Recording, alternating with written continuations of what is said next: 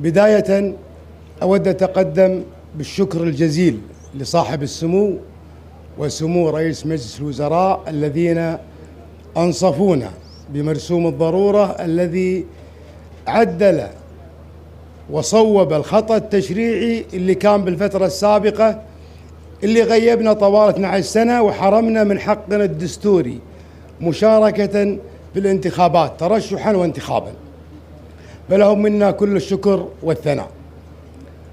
الأمر الآخر، يعني إحنا اليوم في العمل السياسي يجب أن يكون هناك العمل الجماعي هو العنوان الرئيسي لأي عمل ديمقراطي. وإحنا اليوم لما نتكلم عن العمل الجماعي نعود بالوراء إلى أول أغلبية برلمانية وضعت اتفاقات في مجلس 2012، وكانت تحت عنوان أولويات الأغلبية، اللي جاء في 2023 وإن تغيرت المسميات جاءت تحت مسمى الاتفاقات التشريعية أو الخارطة التشريعية. أنا من حيث المبدأ متفق وداعم لكل عمل جماعي، والأصل في البرلمان أن يكون هناك عمل جماعي توافقي بين المجلس أو بين أغلبية المجلس والحكومة. فأنا أتفق مع مبدأ التعاون، وأتفق مع مبدأ إيجاد أرضية مشتركة للأغلبية البرلمانية بوضع خارطة تشريعية، ولكن أختلف مع المجلس السابق في مضمون هذه الأولويات. في مجلس 2012 جئنا ببعض الأولويات اللي يعتقد أنها غيبت في مجلس 2023، وهي أغلبيات مهمة جدا يعاني منها الشعب، وهي مطالبة شعبية منذ القدم. أول هذه الأولويات إنشاء المحكمة الإدارية، اللي هو يسمح للشخص أو يسمح للقضاء بالنظر في مسائل الجنسية، وهذا تم تقديمه في مجلس 2012. الأمر الآخر مخاصمة القضاء، هذا لم نجده في خارطة التشريعية السابقة. الأمر الآخر والمهم يتعلق في تعديل الدوائر، تعديل عادل للدوائر. لا يجوز ولا يقبل، والدستور في المادة 7 يتحدث عن المساواة، وأغلب النواب يتحدثون عن المساواة، وعندما يأتي الحديث عن دائرة 280,000 ودائرة 80,000 بكل أسف، وأقولها بقلب يعتصر ألما، أن اللجنة التشريعية في المجلس السابق تنازلت عن حقها الأصيل في تعديل الدوائر. نحن نعلم أن تعديل الدوائر حق أصيل لمجلس الأمة، ولا ينبغي لأي جهة كانت أن تعبث بهذا الحق الأصيل لمجلس الأمة. اللي شفناه في المجلس السابق بكل أسف، اللجنة التشريعية قالت نترك تعديل الانتخابات إلى المفوضية، وهذا أمر غير صحيح. فأنا أعتقد أن هذه أولويات مهمة يجب أن تكون على رأس أولويات المجلس القادم.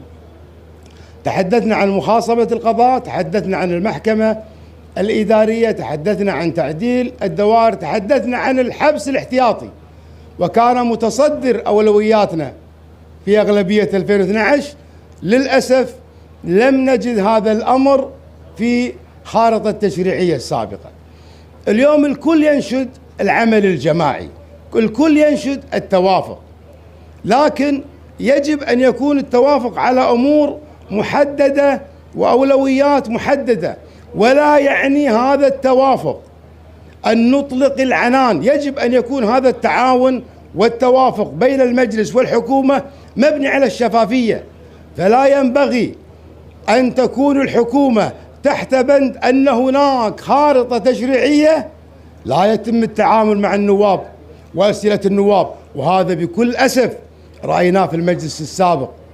أن سمو رئيس مجلس الوزراء السابق الشيخ أحمد النواف كرر نفس الخطأ لرئيس الوزراء الأسبق، وهذا الأمر غير مقبول.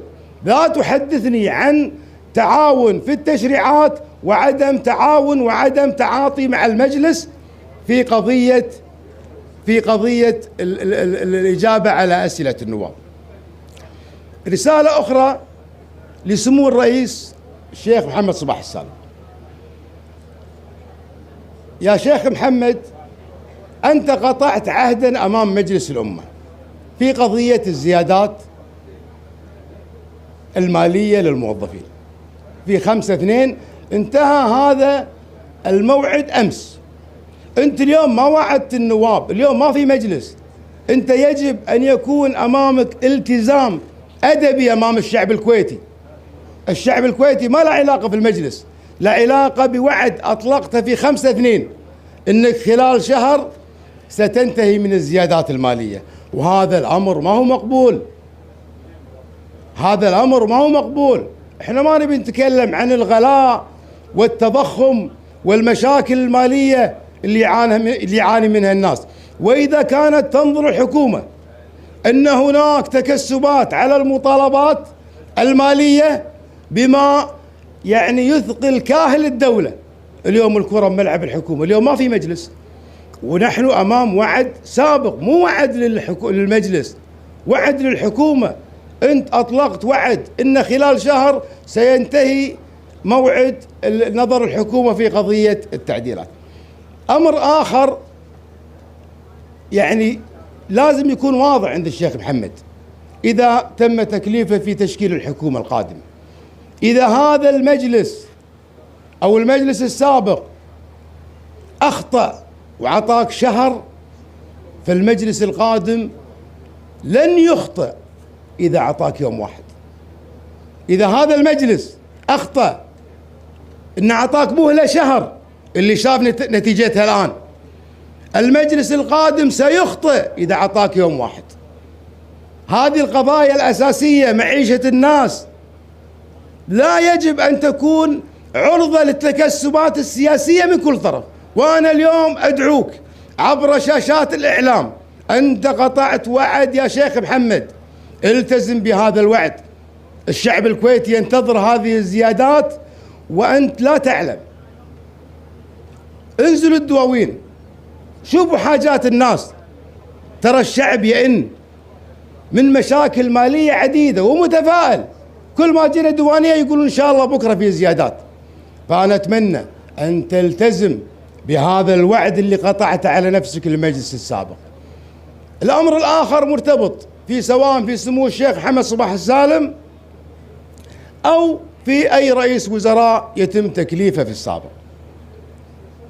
وزراء التأزيم، الوزراء اللي ما يؤمنون بالدستور ولا يؤمنون بالقانون، الوزراء اللي يعتقدون أنهم بمنأى عن المساءلة تحت أي ظرف، الوزراء اللي يتعاملون في حكومتك الحالية مع الناس أو مع الموظفين بفوقية.